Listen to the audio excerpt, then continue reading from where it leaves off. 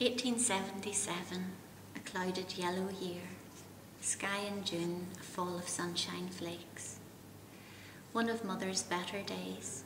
Father drove us to Nairn, where the butterflies arrived in their hundreds and settled in a field of clover near the beach.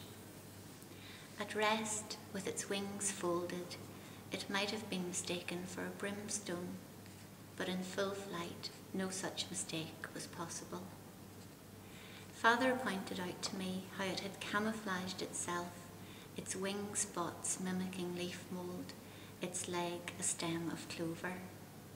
How it had uglified itself for a better chance at survival. I fell in love with it then, that hardy little ghost of a butterfly, pale and camouflaged, my first specimen. Father allowed me his cabinet. He said he had done with gathering rocks and birds' eggs, a young man's pursuit, and I could have it for my interest. Mother had always disliked it. She called it an ugly piece, unforgiving, but it was perfect for my purposes. A disused dental cabinet he had come by at auction. It had over a dozen swing-out trays that were snug and dark and preserved the butterflies in their original state. He showed me how to feel for the thorax through the net while the butterfly's wings were folded, how to squeeze gently with my thumb and finger. It was surprising how soon the little movements stopped. We rinsed out a marmalade jar in the stream, dried it on the picnic cloth, folded our napkins into triangles and wrapped the tiny specimens inside. Father explained to me how the wings would have to be relaxed in order to set them. Apart from the chest that contained my clothes and linen, the cabinet was the only item of furniture I brought with me to Ireland. When I grew more practiced, I used the thorax pinch to stun the butterfly only, to prevent it from beating the scales off its wings, so I could drop it into the killing jar. On the bottom was a piece of muslin soaked in chloroform, courtesy of Dr. Creeth. It had an odd effect. Each time I dropped in a new specimen and that overpowering smell escaped, I was reminded of giving birth. Once home, the specimens were transferred to the relaxing jar so the wings would become pliant enough to set them. A jar partly filled with sand and water and left on a windowsill for the sun to create a little tropic to humidify and relax the wings. Mould is the real enemy.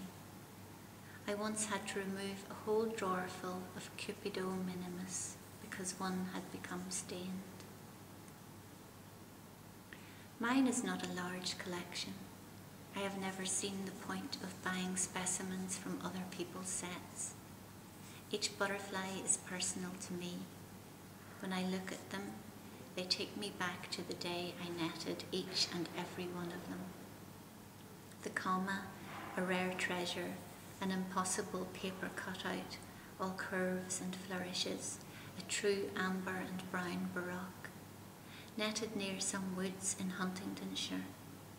The large white easily caught among the cabbages in the vegetable garden at Priorwood, not white at all, but the palest of green undersides, veined like a leaf, the most edible of butterflies. The orange tip, increasingly rare at home, found among some cuckoo flower near the brook at Knockancore. The green hair streak, a reminder from Gallows, caught in a bilberry bush on an outing to Darna Woods. The rare heath fritillary, roosting on some foxglove near Inverness. They take me back to places and times and then to the people I have known. The small, pearl-bordered fritillary, Grandmama McIntyre before she went into mourning, draped sleeves and voluminous skirts, pearl-strung and amber-jewelled. The greyling, a shaving of bark, old Peter at the woodshed, Edward, ink-smudged, oak-wood dweller, distinguished, graceful, the silver-washed fritillary. Julia, the wood-white, insubstantial, only barely there. And Charlotte. Charlotte is easy. The black veined white, a scrap of charcoal etched parchment, a bank of snow through a leaded window, a creature of sharp contrasts.